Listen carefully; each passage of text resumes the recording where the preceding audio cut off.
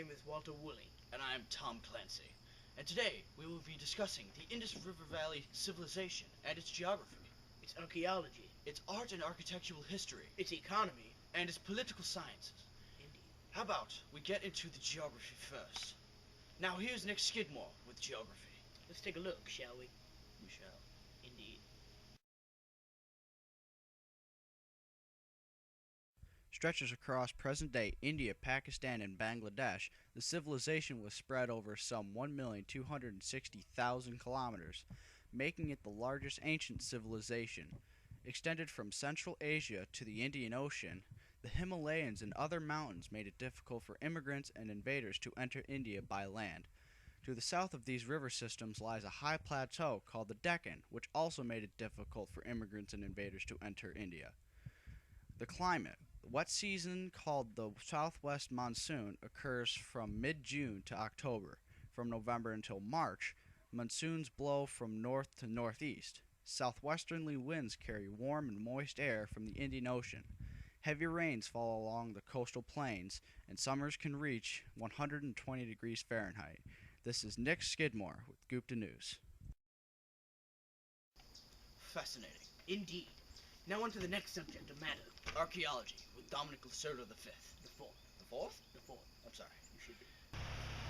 Thank you, Tom.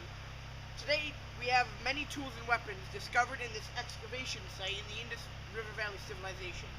This is a bronze hunting bow, as you can tell by the discoloration over many years of not being used. It was very accurate and powerful, and used to hunt both small and large game due to its accuracy. We believe that futuristic weapons have benefited from this civilization because they were the first to use metal to make tools and weapons, increasing power, reliability, durability, and so on.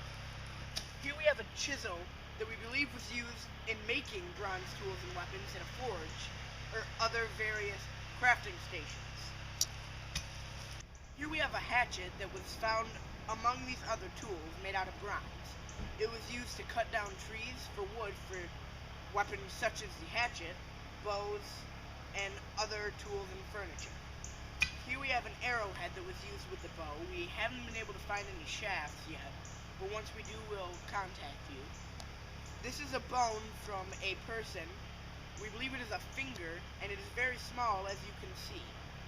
So, we believe they were much shorter than us by the findings we have on their body. And here is a bronze strut that we believe was used to melt down into the bow, the hatchet, the chisel, arrows, and many other tools and weapons, as well as furniture. As you can see, it was used as decorations, which not many of the other civilizations did, showing that the Indus River Valley civilization was very advanced. Well, this concludes our segment on our findings at the Indus River Civilization excavation site. Back to you, Tom. I sure wish I had one of those fancy bows. Indeed. We're going to pause for a quick commercial break. We will bring you more about the Indus River Valley on Gupta News after the break.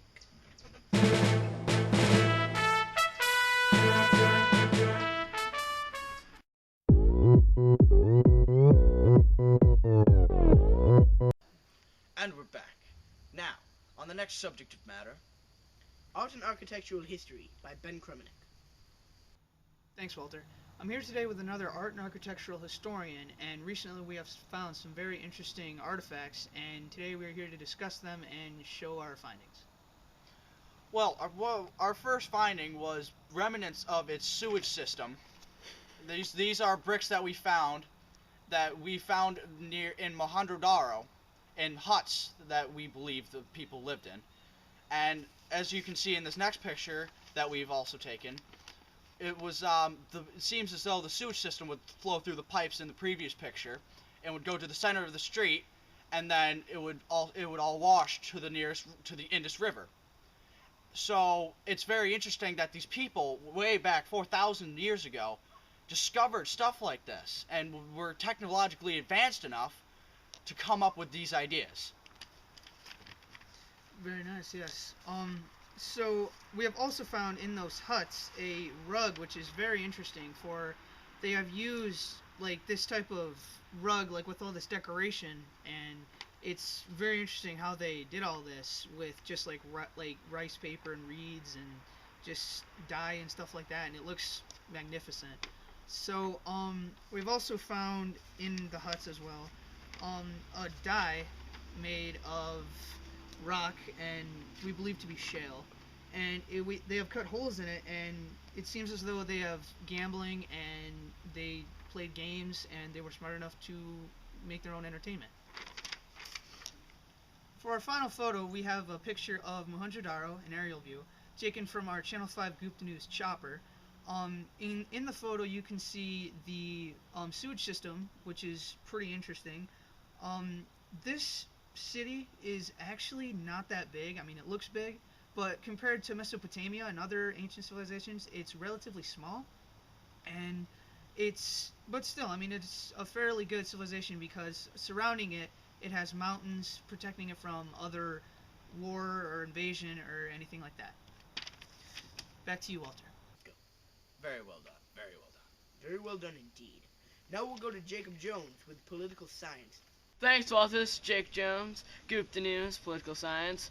Today we are privileged to have a Indus River Valley government official with us. Let's see what he has to say. So, what was your political position in the Indus River Valley civilization?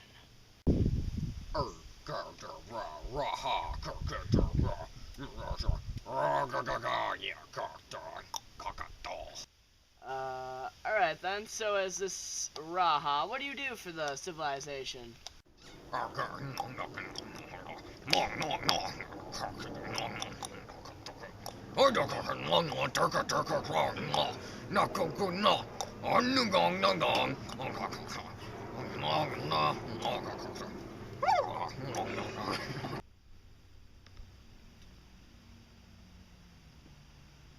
Yes, alright.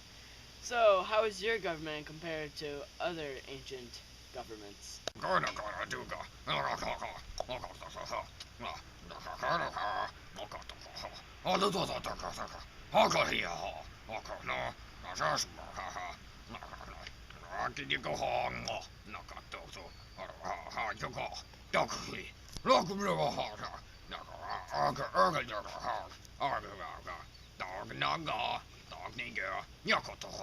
What systems does your government use to maintain order?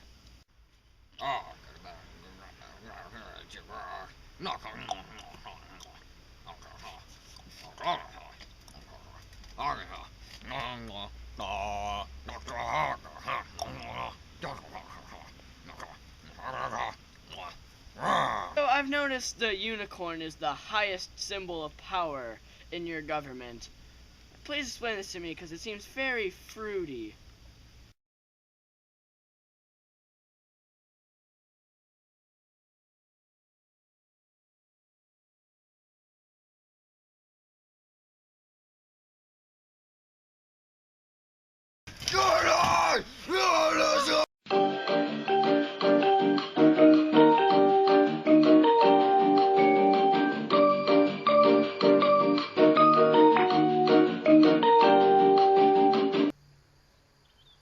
That was beautiful.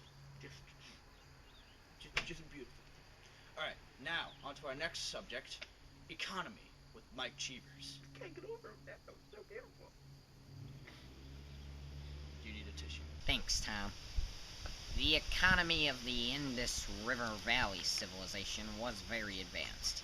Being isolated between mountains and rivers meant that they would have to trade between villages, and soon these villages would unite. They began to advance trading ideas, such as horse-drawn carts and even primitive boats. As for the things they traded, it included mainly food and pottery. But they also did cash crops such as cotton, indigo, and others. It was so advanced that social classes began to appear. The classes such as the rich and the poor. The rich would often live higher than the poor, and in the company of government and religious officials.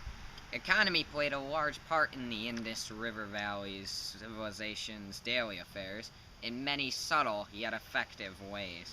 Since their economy was so interdependent on the villages around them in that remote location, warfare was unwise. It also helped to set up government. because nobody wanted their newfound, traded, or hard-made goods stolen. All the movement that came with the trading also helped spread ideas, such as widespread language and religion. Religion would move up and down the valley, and probably wouldn't have if it weren't for this trade. Yes, it seems economy was the major push for advancement in this small, yet effective civilization. Back to you, Tom. Oh, that was just great. That was just beautiful. Well, this concludes our segment of the Indus River Valley Civilization. Thank you, and good night.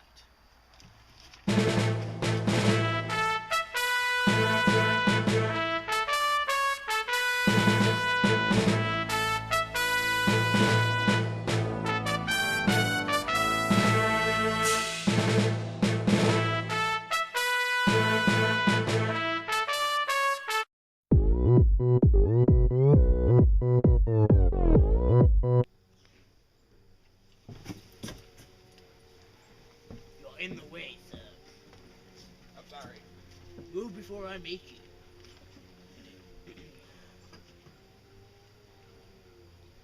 Fascinating. Indeed. Now on to our next subject of matter, archaeology.